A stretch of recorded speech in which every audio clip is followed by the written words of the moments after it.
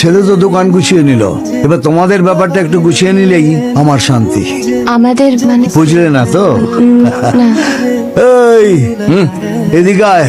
Peter, take care of this thing. Okay. হ্যাঁ বাবা। এই দেখ, তোর মেয়ে মধু আন্টিকে খুব পছন্দ করে, তোর বাবাও মধুকে খুব পছন্দ করে। এবার তোর পছন্দ কিনা সেটা বল।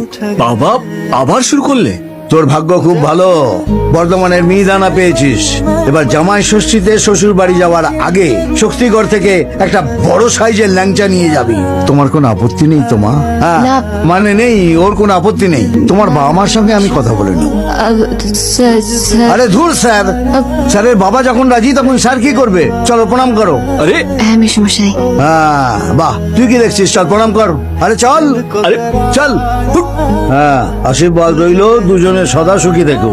ব্যাস, এবার আমি চিন্তামুক্ত শান্তিতে বাড়ি ফিরে যাবো। কলকাতায় ফিরে যাবে? হ্যাঁ, তুই তোর দোকান সামলাবি, মধু তোকে সামলাবে, আর আমি কলকাতায় আমার ভাতের দোকান সামলাবো।